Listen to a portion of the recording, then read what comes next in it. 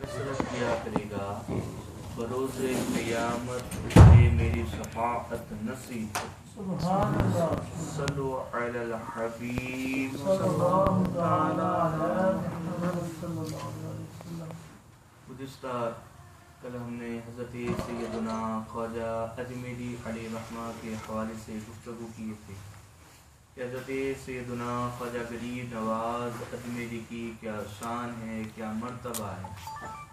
हज़रत ख्वाजा गरीब नवाज़ अलैहिर्रहमा की बारगाह में उतना ही अक़ीदत पेश किया जाए, जितना ही उनके बारे में बोला जाए उतना ही कम। जब आप अंदाज़ा लगाइए कि अल्लाह सुब्हानहु व तआला की तरफ से उन्हें लक़ब मोइनुद्दीन मिला, हुजूर की बारगाह से मोइनुद्दीन का टाइटल मिला। अरे हुजूर ने जिसे सुल्तानुल हिंद कहा हो वो शख्सियत का आलम क्या होगा। तो गुज़िश्ता हमने हज़रत सैयदना ख्वाजा गरीब नवाज़ के बारे में वाक़यात बयान किए थे। उसमें ये जिक्र किया था कि पुरथवी राज जो था वो हुजूर ख्वाजा गरीब नवाज़ अजमेरी अलैहिर्रहमा की शान को देखकर लोगों को हज़रत सैयदना ख्वाजा गरीब नवाज़ की तरफ माइल होते देखकर, इस्लाम में लोगों को आते देखकर कोई इस बात को बर्दाश्त नहीं कर सका। तो तरह तरह की इस तरह मंसूबे बनाता रहता और अपने दरबार में हुजूर ख्वाजा गरीब नवाज़ अजमेरी के हवाले से बुराई करता, उन्हें गालियाँ देता। यहाँ तक एक मरतबा क्या हुआ कि पुरथवी राज का एक वज़ीर ख़ास जो था वो बज़ाहिर मुसलमान तो न था, मगर वो हुजूर ख्वाजा गरीब नवाज़ के तज़किरे सुना करता था, तो उसके दिल में ख्वाजा गरीब नवाज़ की मोहब्बत पैदा हो गई थी। लेकिन ख्वाजा गरीब नवाज़ की वो बातें सुना करता, जो नए मुसलमान हुए थे उसके दोस्त थे उसे सुना करता था, और वो बादशाह का खास वजीर था, तो वो बुराई तो ना करता था, मगर एक दिन उसकी ज़बान से ख्वाजा गरीब नवाज़ अजमेरी अलैहिर्रहमा के बारे में अच्छे कलिमात निकल गए, उनकी तारीफ निकल गई। तो पुरथवी राज ने गुस्से में और कहा, आज मुझे पता चला कि मैं अपनी आस्तीनों में अपने दुश्मनों को छुपाए हुए हूँ। उसने फौरन उसे वजीर को निकाल दिया और उसके तमाम मरातिब को छीन लिया, और उसको जो कुछ उसके नवाजिश थी, उसको जो महल वगैरह दिया था, मकान दिया था, उसे ले लिया और उसे निकाल दिया। अब वो जो वजीर जो था वो दरबार से निकलता है तो अपनी कुर्सी की तरफ देखता है, एक मर्तबा नजर करके फिर अपना रास्ता इख्तियार करता है। बादशाह ये समझता है, पुरथवी राज ये समझता है कि हो सकता है कि इसे जो ये माजूली जो है, ये गुर्बत जो है, इसे इस मेरी तरफ वापस ले आएगी। मगर वो पुरथवी राज से निकलता है तो सुल्तानुल हिंद की बारगाह में हाजिर हो जाता है। कहाँ से निकला? पुरथवी राज के दरबार से निकला और सुल्तानुल हिंद के दरबार में हाजिर हुआ। अरे जिसको सुल्तानुल हिंद की गुलामी मिल गई, वो पुरथवी राज जैसे काफिर और मुशरिक की कैसे वो गुलामी कर सकता है। वो जो ख्वाजा गरीब नवाज़ की बारगाह में हाजिर होता है और क्या होता है कि इस्लाम कबूल कर लेता है और हुजूर ख्वाजा गरीब नवाज़ की गुलामी इख्तियार कर लेता है। अब जो हुजूर ख्वाजा गरीब नवाज़ के बारे में बुरा भला कहते रहते थे, हुजूर ख्वाजा गरीब नवाज़ अजमेरी अलैहिर्रहमा ने उसे फरमाया कि तुम अनकरीब पुरथवी राज के दरबार में वापस जाओगे। क्या वापस जाओगे? उसका खादिम बन के नहीं, मेरा खादिम बन के जाओगे, मेरा पैगाम लेकर जाओगे, हक का पैगाम लेकर जाओगे, दीन का पैगाम लेकर जाओगे। तो ऐसा ही हुआ कि हुजूर ख्वाजा गरीब नवाज़ के खादिम थे सैयद रोशन अली। सैयद रोशन अली उनका नाम था। तो एक मरतबा वो रास्ते से गुजर रहे थे, तो क्या हुआ कि एक औरत जो थी वो दूध लेकर बादशाह के दरबार में जाया करती, और वो दूध जो होता है बड़ा अच्छा होता और वो गाढ़ा दूध होता, बहुत खूबसूरत होता, यानी वो खास करके वो बादशाह के दरबार में वो ले जाकर देती और उसे अच्छी कीमत मिला करती। तो एक मर्तबा क्या हुआ, सैयद रोशन अली गुजर रहे थे, देखा कि एक दूध वाली जा रही है, तो आपने उसे आवाज दी, वो रुक गई। तो आपने कहा कि आप क्या बेच रही हो? तो कहा कि मैं दूध बेच रही हूँ। बोले अच्छा, क्या मुझे दिखा सकती हो? तो बोले हाँ मैं दिखा सकती हूँ। दिखाया तो उसको चेक करने के लिए सैयद रोशन अली ने अपनी उंगली उस दूध के अंदर डाल दी ताकि पता चले कि पतला है या गाढ़ा है। तो उन्हें दूध अच्छा महसूस होने लगा। अब जैसे ही ये दूध के अंदर उंगली डाली सैयद रोशन अली ने, तो वो औरत जो थी वो हिंदू थी और वो खास करके बादशाह के लिए दूध लेकर जाया करती। मगर वो उस वक्त के जो हिंदू थे कि अगर मुसलमान किसी चीज को हाथ लगा ले उस चीज को बुरा समझते थे। तो वो चिल्लाने लगी और कहने लगी कि आज तो गजब हो गया कि मुसलमान में से किसी ने मेरे दूध को हाथ लगा दिया और ये दूध इतना कीमती है कि बादशाह उसे इस्तेमाल करता है। वो चिल्लाने लगी। हज़रत सैयद रोशन अली ने उसे समझाया कि मुसलमान के छूने से, किसी के छूने से दूध नापाक नहीं होता। उसे समझाया कि ऐसी कोई बात नहीं है, मगर वो मानने के लिए तैयार नहीं। वो दौड़ती दौड़ती चिल्लाती हुई बादशाह के दरबार में पहुंची अपने दूध को लेकर। जब ये वाकया हुआ थोड़ी देर हो गई थी इसके लिए, तो जब पहुंची तो वुज़रा ने पूछा, सिपाही ने पूछा क्या हुआ?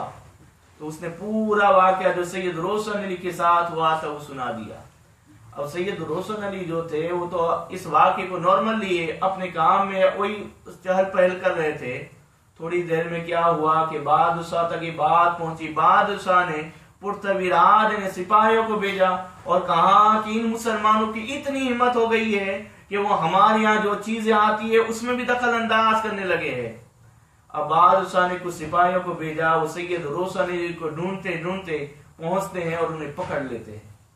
सैयद रोशन अली को बादशाह के दरबार में पेश किया जाता है, पुरतवीराज के दरबार में पेश किया जाता है। अब होता क्या है कि क्या तूने इस तरह उंगली लगाई? तो बोले हाँ। तो बोले क्यों उंगली लगाई? तो बोले मैंने तो चेक करने के लिए, मैंने तो देखने के लिए किया था। तो बादशाह ने कहा कि तुम्हारा गंदा वजूद माज़अल्लाह हमारे दरबार में आने वाले दूध को किस तरह टच करने लगा। तो उसे बहुत बुरा। तो बोले कि इसकी सजा ये होनी चाहिए कि जिस उंगली से तुमने हमारे दूध को टच किया था उसी उंगली को हाथ काट दिया जाएगा। यानी इसने जाबिराना हुक्म सुना दिया। ये किसी भी हुकूमत में इस तरह का कोई कानून नहीं था, मगर एक मुसलमान के होने की वजह से उसने इस तरह जालिमाना कानून सुना दिया। हजरत सैयद रोशन अली जो हुजूर ख्वाजा गरीब नवाज के खादिम हुआ करते हैं, उनकी उंगली शहीद कर दी जाती है, काट दी जाती है। यही हजरत सैयद रोशन अली जो है अपनी उंगली को लेकर ख्वाजा गरीब नवाज के दरबार में हाजिर होते हैं। कुछ कहते नहीं है, अपनी जगह पर जाकर बैठ जाते हैं।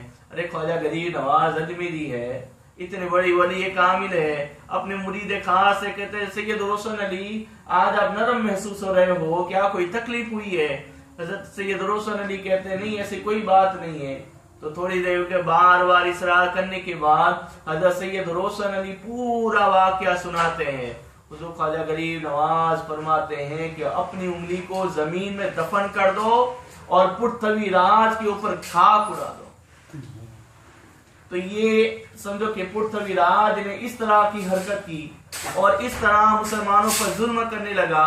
अब पुरतवीराज सोच रहा था कि हो सकता है कि ख्वाजा गरीब नवाज की तरफ से कोई इंतकामी जवाब आएगा, कोई लड़ाई के लिए पैगाम आएगा ताकि वो शुरुआत करे और हम उन पर गालिब आ जाए। मगर हुजूर ख्वाजा गरीब नवाज ने अपने साथियों को सब्र की तलकीन दी, समझाया कि सब्र करो, क्योंकि उनके पास उस वक्त भी बहुत मुसलमान थे जो राजपूत थे। अगर चाहते तो उन्हें बेच देते और पुरतवीराज का काम तमाम कर देते। मगर क्या हुजूर ख्वाजा गरीब नवाज ने सब्र की तलकीन दी। एक मर्तबा जब इस्लाम में लोग दाखिल होने लगे, बहुत से मुसलमान हो गए अजमेर में, तो हुजूर ख्वाजा गरीब नवाज ने वही वजीर को जो पुरतवीराज के दरबार से आया था, उसका आला मकाम था, उसे बुलाया और कहा कि अपने बादशाह के दरबार में जाओ, पुरतवीराज के दरबार में जाओ और उसे इस्लामी पैगाम सुनाओ। क्या उसे रब की इबादत की तरफ बुलाओ, अल्लाह की वहदानियत की तरफ बुलाओ। जाकर मेरा ये पैगाम पुरतवीराज को भी सुना दो, क्योंकि उस वक्त बहुत मुसलमान हो गए थे। हुजूर ख्वाजा गरीब नवाज ने अपना पैगाम पुरतवीराज तक भी पहुंचा दिया। जब पुरतवीराज के दरबार में जो वजीर मासूर हुआ था पुरतवीराज के दरबार से, उसी को भेजा जाता है और वो जाता है हुजूर ख्वाजा गरीब नवाज का पैगाम लेकर, दीन का पैगाम लेकर, और बादशाह से कहता है बादशाह सुन, जिस खुदा की तू इबादत करता है, जिन बुतों की तू इबादत करता है, वो कभी खुदा नहीं हो सकते। खुदा वो है जिसने हमें पैदा किया, अल्लाह सुब्हानहू व तआला वो है जो हमें रिस्क देता है। अल्लाह सुब्हानहू व तआला की वहदानियत के बारे में बताया, इस्लाम के बारे में बताया, दीन के बारे में बताया, हुजूर ख्वाजा गरीब नवाज की तालीमात के बारे में बताया। जब पुरतवीराज ने ये सुना तो गैज़ और गज़ब में आ गया, गुस्से में आ गया कि तुम मुसलमानों की हिम्मत, उस फकीर की इतनी हिम्मत कि उसने अपने साथी को मेरे दरबार तक भेज दिया, और वो भी दीन का पैगाम लेकर। फौरन वो गुस्से में आ गया और उन्हें मारने लगा, उन्हें जख्मी कर दिया उस वजीर को जो बादशाह के दरबार से निकला था। हुजूर ख्वाजा गरीब नवाज का इस वक्त खादिम था, तो जब उसे तकलीफ दी, उसे बहुत ज्यादा, उसे कत्ल कर देता। मगर बात ये थी कि वो भी वजीर था और राजपूत से ताल्लुक रखता था, अगर वो मुसलमान हो चुका था, मगर उसकी हिम्मत नहीं हुई, उसने जख्मी कर दिया। और वो इसी हालत में हुजूर ख्वाजा गरीब नवाज की बारगाह में हाजिर होता है। जब ख्वाजा गरीब नवाज ने अपने गुलाम की हालत देखी तो पूरा वाकया अपने मुरीद से सुना। उसके बाद कहा, ए पुरतवीराज सुन, मैंने तुझे जिंदा मुसलमानों के लश्कर के हवाले कर दिया, मैंने तुझे जिंदा मुसलमानों के लश्कर के हवाले कर दिया। किताबों में आता है, हजरत बख्तियार काकी फरमाते हैं, अरे उसी वक्त हजरत सैयदना ख्वाजा गरीब नवाज अजमेरी अली रहमा शहाबुद्दीन गोरी के ख्वाब में गए और उसे कहा, उठ और अजमेर पर आ और हमला कर, तुझे फतेह नसीब होगी। वही सुल्तान शहाबुद्दीन गोरी जो 1 साल पहले अजमेर पर हमला करने आया था, उससे शिकस्त हुई थी। ख्वाजा गरीब नवाज अजमेरी उसी के ख्वाब में जाते हैं और उसे कहते हैं, शहाबुद्दीन उठ। और उसे अफसोस हुआ था कि मुझे शिकस्त हुई, क्योंकि उस वक्त मुसलमानों को ज्यादातर शिकस्त नहीं हुआ करती थी, वो अपने हक के लिए लड़ा करते थे। शहाबुद्दीन गोरी ने 1 साल पहले अजमेर पर हमला किया था, पुरतवीराज के हाथों से शिकस्त हुई थी। वो अपने इस मामले में बड़ा गमज़दा रहता था, बड़ा अफसुर्दा रहता था। और यहाँ तक कि किताबों में आता है, उसने वही कपड़े पहने थे कि जो उस जंग में लड़ा था, उसने अपने कपड़े भी चेंज नहीं किए थे। और उसने यही सोचा था, यही याद किया था, जब तक मैं पुरतवीराज को शिकस्त नहीं दे दूंगा तब तक मैं अपने कपड़े को बदलूंगा नहीं। तो शहाबुद्दीन गोरी के ख्वाब में हुजूर ख्वाजा गरीब नवाज अजमेरी जाते हैं और उन्हें बताते हैं। शहाबुद्दीन गोरी जब देखता है कि बुजुर्ग की तरफ से पैगाम मिलता है, अपने उजरा को बुलाता है, अपने साथियों से मशवरा करता है, कहा कि जो बुजुर्ग ने तुझे ख्वाब में आकर बशारत दी है, जरूर तुझे फतेह नसीब होगी। यही शहाबुद्दीन गोरी है जो वहां से अफगानिस्तान से निकलकर पेशावर, लाहौर वगैरह से होते हुए अजमेर शरीफ पहुंचते हैं और अजमेर पर हमला करते हैं। और पुरतवीराज जो है उस वक्त जब सुनता है शहाबुद्दीन गोरी आ रहा है, 150 से ज्यादा महाराजा और उस वक्त के बादशाह को पैगाम भेजता है कि मेरी मदद को आओ। वो जंग के लिए 150 से ज्यादा बादशाह पुरतवीराज की हिमायत में आता है। मगर क्या होता है कि पुरतवीराज अपने बचाव के उसे डर था कि मुसलमान के हाथ से मैं नहीं बच सकता, मगर वो जंग से भागने की कोशिश कर रहा था। समझो कि इन लोगों को आगे करके मैं कहीं से निकल जाऊं। वो एक रास्ते की तरफ जा रहा था, शहाबुद्दीन और उसके साथियों ने उसे पकड़ लिया और पुरतवीराज को जिंदा गिरफ्तार कर लिया। तो हुजूर ख्वाजा गरीब नवाज ने फरमाया था, ए पुरतवीराज सुन, मैंने तुझे मुसलमानों के हाथ में जिंदा गिरफ्तार करवा दिया। और हुजूर ख्वाजा गरीब नवाज ने जिस तरह फरमाया था इसी तरह हुआ। शहाबुद्दीन गोरी ने क्या हुआ, पुरतवीराज को जिंदा गिरफ्तार किया और उन्हें तरह तरह की सजा देकर, उसे तरह तरह की सजा देकर उसे भी हलाक कर दिया।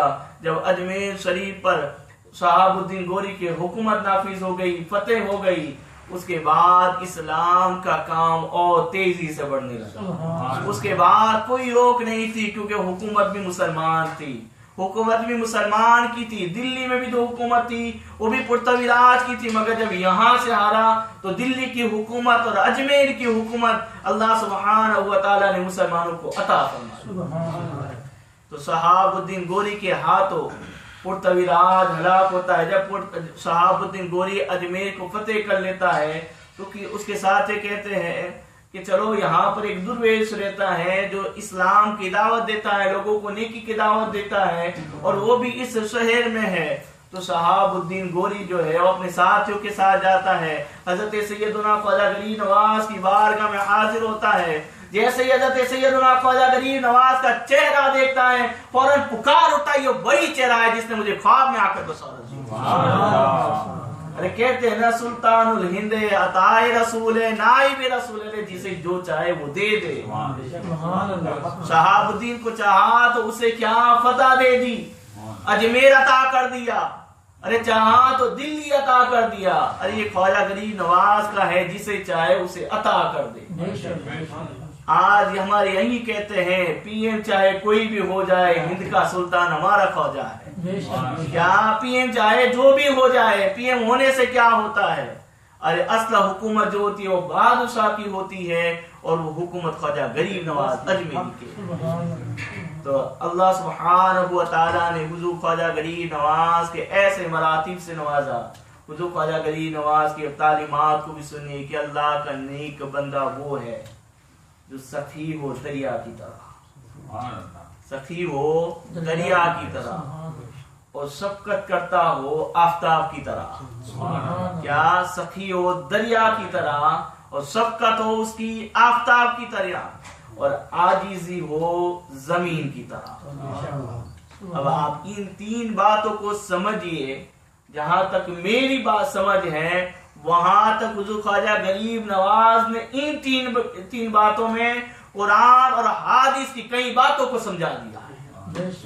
अरे जिसके अंदर शफकत होगी सूरज जैसी, अरे जिसके अंदर आजिजी होगी जमीन जैसी, अरे जिसके अंदर सखावत होगी दरिया जैसी, वो आदमी किस मंजिल पर कायम होगा, किस मर्तबे पर कायम होगा। अब अंदाजा लगाइए, गौर कर एक एक बात को। हुजूर ख्वाजा गरीब नवाज फरमाते हैं कि तू सखी हो जा दरिया की तरह, तू सखी हो जा दरिया की तरह। दरिया जो होता है वो जब उसके करीब कोई जाता है, जब उसे पानी लेना चाहता है, तो दरिया उसे मना नहीं करता। दरिया किसी को पानी लेने से मना नहीं करता, वो मजहब नहीं देखता, अरे वो इंसानियत भी नहीं देखता। क्या अगर परिंदा जाता है, परिंदा भी दरिया से पानी लेता है, पीता है। इंसान जाता है, पानी उठाता है, पानी से फायदा उठाता है। अरे जिन्नात भी इस्तेमाल करते हैं, जानवर भी इस्तेमाल करते हैं। तो दरिया जो है पानी लेने से किसी को रोकता नहीं। क्या पानी लेने से किसी को रोकता नहीं, जो भी उसके करीब पहुंचता है उसे सैराब करता है। तो वो ख्वाजा गरीब नवाज फरमाता है दरिया की तरह सखी हो जा। अरे ना देखते तेरे सामने कौन मांगने आया, जो आए उसे अता करता है। यही गरीब नवाज की आज तक यही आदत करीमा है कि हुजूर ख्वाजा गरीब नवाज के मजार पर जो भी हाजिर होता है, हुजूर ख्वाजा गरीब नवाज उसके मजहब को नहीं देखते। क्या मजहब को नहीं देखते? बड़े बड़े हिंदू आते हैं और जो ख्वाजा गरीब नवाज से फैज पाते हैं, वो दुनियावी घर से आते हैं तो उन्हें माल मिल जाता है। और हम जैसे जाते हैं और अपने अकीदे की पुख्तगी के लिए तो हमारा अकीदा मजबूत हो जाता है। और हम मुसलमान जाते हैं अपनी जो भी हाजात लेकर, अरे उन्हें जरूर भी जरूर मिला करती है, मगर मांगने वाले की अकीदत सही हो, मांगने वाले की अकीदत सही हो। अब आपको बता दूं, औरंगजेब जो है, औरंगजेब हजरत आलमगीर औरंगजेब अलैहिर्रहमा हिंदुस्तान के बड़े बादशाह थे, अपने वक्त के बड़े सुल्तान थे। ये अकबर खानदान से ताल्लुक रखते हैं, मुगल खानदान से ताल्लुक रखते हैं। इन्हीं के वालिद ने, शाहजहां ने ताजमहल बनाया था। अब ये हजरत सैयदना औरंगजेब है। अब इनके बारे में आता है कि ये मज़ारात पे जाते। उस वक्त क्या होता था कि मुसलमानों ने वो मज़ारात के जो हालात है उसे बहुत बिगाड़ कर रख दिया था। लोगों ने वहां पर पेशा इख्तियार कर लिया था, लोग भीख मांगने लग गए थे। और लोगों का काम यही था, काम काज नहीं करना, बस यही पड़े हैं और भीख मांग कर लंगर खाना है, ये खाना है, वो खाना है। और तरह तरह की चर्च यानी बुराइयां उस तरह की मज़ारात पर फैल चुकी थी। ये औरंगजेब अलैहिर्रहमा जहां जहां जाते और ऐसी बुराइयां होती, उसे खत्म कर देते और वहां पर अच्छा निजाम कायम करते। माज़अल्लाह इनके इस अमल को किताब लिखने वाले मुसन्निफीन इस तरफ गए हैं कि माज़अल्लाह हजरत सैयदना औरंगजेब सूफिया का दुश्मन था, ऐसा कभी नहीं हो सकता। अरे जो ऐसा आदिल बादशाह हो, अरे जो शरीयत का इतना बड़ा आलिम हो, अरे किताबों में जहां मुजद्दिद में गिनाया जाता है उसमें औरंगजेब अलैहिर्रहमा भी शामिल है। हजरत सैयदना औरंगजेब आलमगीर अलैहिर्रहमा के बारे में आता है, ये भी अपने वक्त के मुजद्दिद थे। जो वक्त का मुजद्दिद हो वो सूफी का दुश्मन नहीं होता, मगर जो वहां मज़ारात पे खराबी आती, लोग चर्च पीने लग गए थे, लोग बुरे कामों में लग गए थे, उसको दूर करने के लिए औरंगजेब अलैहिर्रहमा उसे खत्म करते और वहां अच्छा निजाम कायम करते। तो यही औरंगजेब आलमगीर अलैहिर्रहमा जो है, उन्होंने सुना कि हिंदुस्तान में एक ऐसा मजार भी है, एक ऐसे वली कामिल का मजार है अजमेर में, जहां पर बड़े बड़े अपने वक्त के बादशाह हाजिर हुआ करते हैं। औरंगजेब ने कहा अपने साथियों से, चलो हमें भी वहां चलना चाहिए, हमें भी उस बारगाह में हाजिरी देनी चाहिए। हजरत सैयदना औरंगजेब आलमगीर अलैहिर्रहमा जो है अपने साथियों के साथ निकलते हैं, अपने साथियों के साथ सफर इख्तियार करते हैं और घोड़ों के साथ आलिशान अपने साथियों के साथ अच्छे ठाठ माठ के साथ सफर इख्तियार करते हैं कि वो बादशाह है, हिंदुस्तान के उस के बादशाह थे, या वो किस शान से जाता है। मगर क्या होता है कि अजमेर शरीफ में दाखिल होने से कई मील के फासले पर हजरत सैयदना औरंगजेब आलमगीर अलैहिर्रहमा जो है वो अपने घोड़े से नीचे उतर आते हैं। क्या अपने घोड़े से नीचे उतर आते हैं? जब घोड़े से नीचे उतर आते हैं तो अपने साथियों से कहते हैं यहाँ से पैदल चलो, यहाँ से पैदल चलो। तो साथियों को पता था कि यहाँ से अजमेर कितना दूर है, यहाँ से अजमेर कोई मामूली मसाफत का रास्ता नहीं, बड़ा दूर है। तो साथी कहने लगे कि अजमेर यहाँ से बड़ा दूर है, हुजूर आप सवारी इख्तियार कर लीजिए। मगर हजरत सैयदना औरंगजेब जो है वो किसी की बात नहीं सुनते और अपने पैदल सफर इख्तियार करते हैं, चलते रहते हैं। जब अजमेर की जमीन पर पहुंचते हैं तो अपने जूतों को भी निकाल देते हैं। वक्त का बादशाह, हिंदुस्तान का सुल्तान है उस वक्त का औरंगजेब जो है, इनको कह रहे हैं कि ये सूफियों का दुश्मन है। माज़अल्लाह ये हुजूर ख्वाजा गरीब नवाज भी सूफियों में से हैं और उन्हीं के दरबार पर औरंगजेब आलमगीर अलैहिर्रहमा हाजिर हो रहे हैं। हजरत सैयदना औरंगजेब जो है जब वो अजमेर में दाखिल होते हैं अपने चप्पल भी निकाल देते हैं और बगैर चप्पल के अजमेर शरीफ की धरती पर चलते हैं। अरे पहले के इस तरह के रोड नहीं बना करते, किस तरह की जमीन हुआ करती थी, और इस तरह वो तकलीफ उठाकर हुजूर ख्वाजा गरीब नवाज अजमेरी अलैहिर्रहमा के दरबार में हाजिर होते हैं और अपना सलाम पेश करते हैं। जैसा दूसरे मज़ारात पे था एक तमाशा बना हुआ रहता था, ऐसा यहाँ पर भी तमाशा था। बात ये थी कि यहाँ पर भी नाबीना लोग, इस तरह के गुरबा जो है, उन्होंने अपना एक पेशा बना लिया था कि बस हमें यही रहना है और खा पी कर बस अपने अय्याम गुजार देने हैं। अरे वो इस बात को कहां तस्लीम कर सकता कि वो हिंदुस्तान का बादशाह होने के साथ अपनी रोजी कमाने के लिए वो टोपी सी कर उसे जो पैसे मिलते उसे अपना घर चलाता था। अरे जो इस तरह का बादशाह हो वो कैसे बर्दाश्त कर सकता है कि वो उसकी कौम को इस तरह देख कर कैसे बर्दाश्त कर सकता है कि मेरी कौम जो है, मेरी रियाया जो है वो किसी के सामने भीख मांगती नजर आए। तो औरंगजेब ने लोगों को देखा, अभी वहां पर अंधों का एक हुजूम था, एक बड़ा ग्रुप था कि वो क्या है, वो आते वो दुआ करते ख्वाजा हमें आंख दे दो, या ख्वाजा हमें आंख दे दो। जो ख्वाजा गरीब नवाज अजमेरी से इस तरह की फरियाद करते रहते। अब ये अंधे जो थे, नाबीना जो थे, उनका भी बड़ा वो शोर गोगा हुआ करता था, ये भी बड़े चिल्लाते रहते, वो आसमान सर पर उठा लेते इस तरह। मगर आज उन्हें खास तंबीह कर दी गई थी, उन्हें समझा दिया गया था खबरदार आज तुम में से कोई आवाज न करे, औरंगजेब आने वाला है। वो इस तरह अगर आपकी आदतों को देखा तुम्हें कत्ल करके रख देगा। इस वजह से इन लोगों का उस दिन खामोशी के इन लोगों ने इख्तियार कर ली थी। औरंगजेब वहां से गुजरे उन लोगों के पास से, पूछा कि क्या कर रहे हो? तो बोले हम यहाँ ख्वाजा गरीब नवाज के दरबार में हाजिर है और आंख लेने के लिए आए हैं। तो बोले अच्छा, तो बोले कि कितने साल से हो? तो एक ने कहा मैं 5 साल से हो, किसी ने कहा मैं 10 साल से हो, किसी ने कहा 3 साल से हो। तो बोले अच्छा, तो बोले अभी आंख नहीं मिली, तो बोले नहीं मिली। बोले क्यों नहीं मिली? तो बोले अल्लाह की मर्जी। बोले अच्छा। बोले कि मैं मजार के अंदर दाखिल होता हूँ, हुजूर ख्वाजा गरीब नवाज के मजार में जाता हूँ, फातिहा खानी करता हूँ और फातिहा पढ़कर वापस आता हूँ, अगर उस वक्त आंख नहीं मिली तो तुम्हें कत्ल करके रख दूंगा, जितने हैं उन तमाम को कत्ल करके रख दूंगा।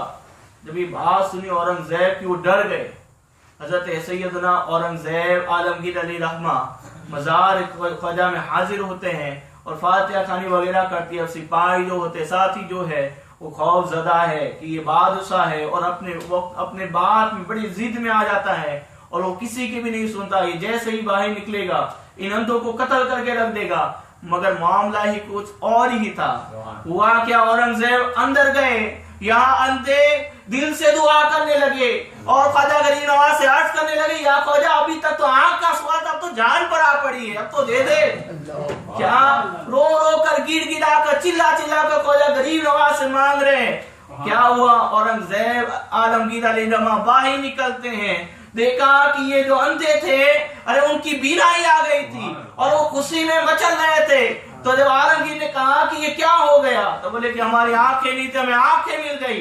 तो बोले कि अभी तक आंखें नहीं मिली थी, इतनी देर में कैसे मिल गई? तो बोले वो तो अल्लाह की मर्जी और बादशाह की आमद मुबारक हो। अरे मेरी आमद मुबारक या ना होने से क्या हुआ? अरे अभी तक तुम मांगते थे, दिल से नहीं मांगते थे, आज तुमने अपनी जान बचाने के लिए दिल से मांगा, आज तुम्हें ख्वाजा ने अता कर दिया। ख्वाजा गरीब नवाज की जिंदा करामत है। आलमगीर अली रहमा उसके गवाह हैं, उनके सामने ये बात हुई और उन्हीं से निस्बत रखती है। तो ऐसी करामत ख्वाजा गरीब नवाज से बहुत वाक़े होती हैं।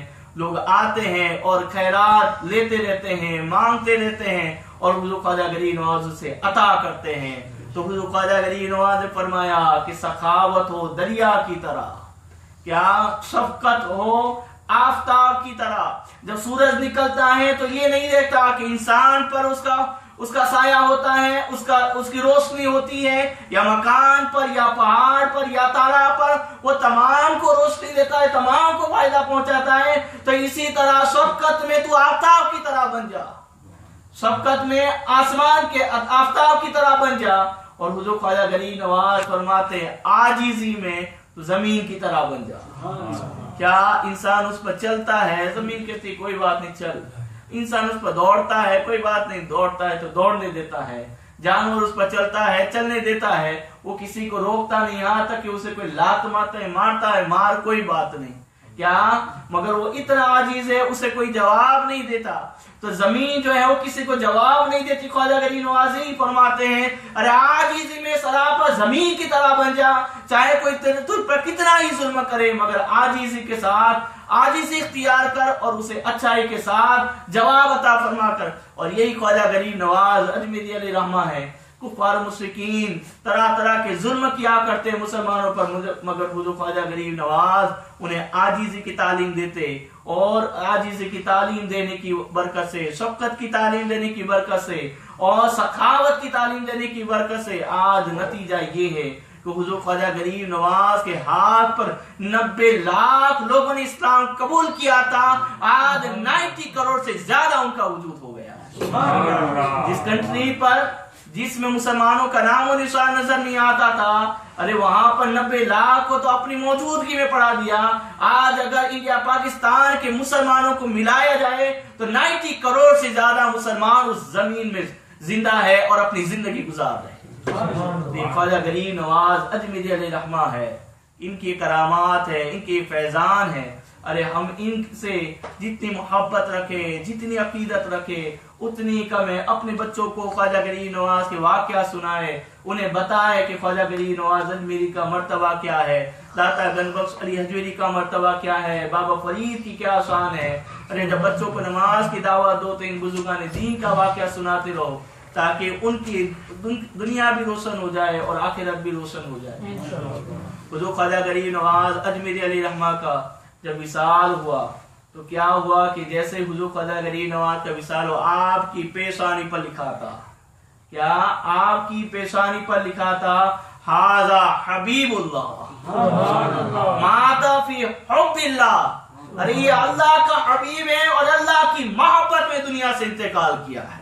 सुभान अल्लाह। और इतना ही नहीं, बुजुर्गान दीन फरमाते हैं, हज़रत बख्तियार काकी अपना ख्वाब बयान फरमाते हैं, उनके साथ उस वक्त जो थे साथी वो अपना ख्वाब बयान फरमाते हैं, जिस वक्त हुज़ूर ख्वाजा गरीब नवाज का विसाल हुआ, विसाल का वक्त करीब था, उस वक्त उन्हें हुजूर सल्लल्लाहु अलैहि वसल्लम को अपने ख्वाब में देखा। क्या देखा कि हुजूर सल्लल्लाहु अलैहि वसल्लम अजमेर की सरजमीन पर आए हैं, और क्या हुजूर ख्वाजा गरीब नवाज के सरजमीन पर आए हैं, अजमेर में हाजिर हैं। और क्या हुआ कि जहां पर हुजूर ख्वाजा गरीब नवाज अलैहि रहमा का ठिकाना था, उसके करीब में हुजूर सल्लल्लाहु अलैहि वसल्लम हाजिर हैं। क्या देखा कि हजरत बख्तियार काकी अपना ख्वाब बयान करते हैं। हजरत बख्तियार काकी हुजूर से अर्ज करते हैं, या रसूल अल्लाह, आप किसके लिए आए, कैसे आना हुआ? कहा कि आज मोइनुद्दीन का विसाल होने वाला है, अरे मैं मोइनुद्दीन को लेने आया हूँ। क्या? अरे अंदाजा लगाए, भेजा भी उन्होंने, लेने भी वही आए। क्या? भेजा भी हुजूर सल्लल्लाहु अलैहि वसल्लम ने अताए रसूल बनाकर, नाइब रसूल बनाकर, अरे जब मिशन में कामयाब हो गए, हुजूर लेने भी आ गए, मोइनुद्दीन चलो हमारे साथ। तो भेजने वाले भी हुजूर की जात है और लेने आने वाले भी हुजूर। तो ये औलिया किराम, अल्लाह सुब्हानहु व तआला हम सबको इनके फैज़ान से माला माल फरमाए। आमीन आमीन। गरीब नवाज क्यों कहते हैं?